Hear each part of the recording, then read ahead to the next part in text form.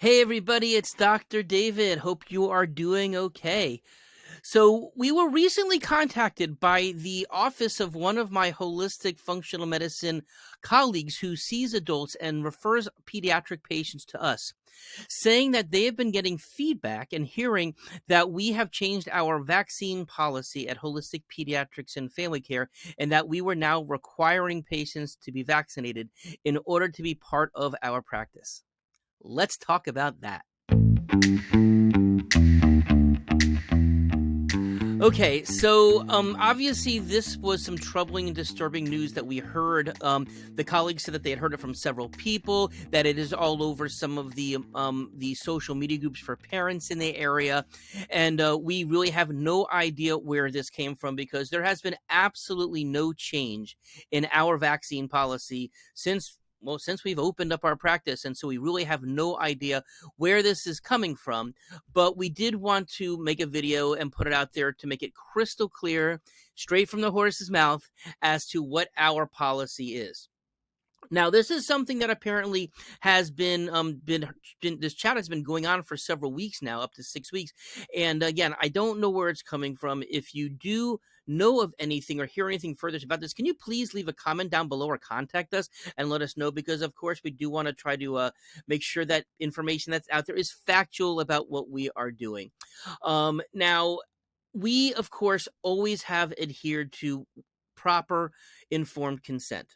Now, in most practices, and a lot of the patients who come to us are kicked out of their first practice because they chose not to adhere to the set CDC vaccine schedule that the Academy of Pediatrics also advocates for. And so, but nothing here has changed whatsoever.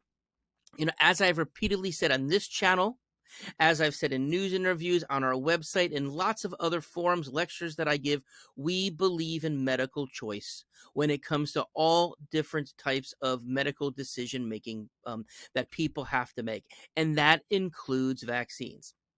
And of course, we will honor what a parent or patient, if they're old enough to be consenting for themselves, what they wish to do in terms of vaccines. Now, informed consent is something that I mentioned. This is really important.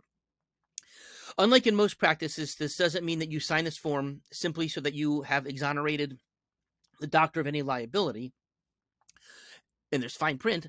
What we do is we want to make sure that a person is properly informed before they consent, if that's what they wish to do, and if they wish to consent to doing the procedure in the first place.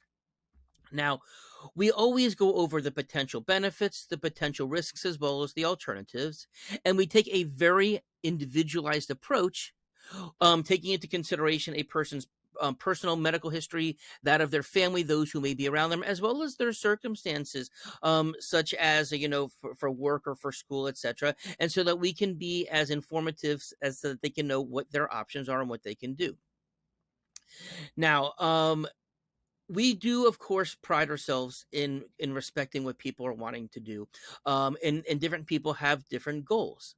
Now, one of the things that we do in our office also is we do make sure that on the aluminum side, as most people know, there is no mercury in vaccines. There has not been mercury in vaccines for many, many years.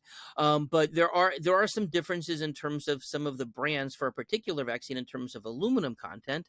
And we do make sure that we always, when there is an option available, use a product that has the lowest amount of aluminum amongst the choices. Now, when it comes to vaccines, we respect a parent's decision or a patient's decision, whether it's to take all of the vaccines according to the Academy of Pediatrics CDC schedule, whether they wish to do all of the vaccines but on their own pace, and scheduling things according to what feels right for them. Some people can choose to do some vaccines but not take other vaccines.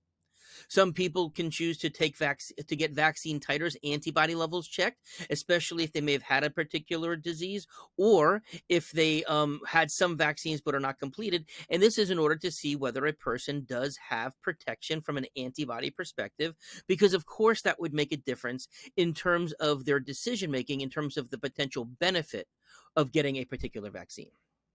So as I said, if you are hearing any of this false information, please let us know about that. Please put a message in the comment down below, and please share this video with others so that they too can hear straight from us as to what our policy is.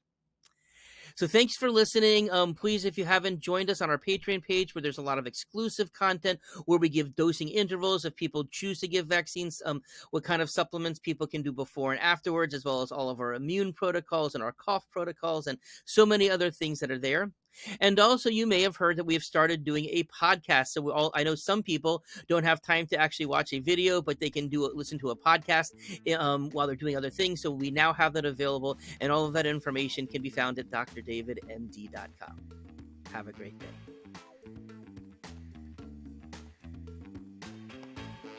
We are all about health, education, and choice.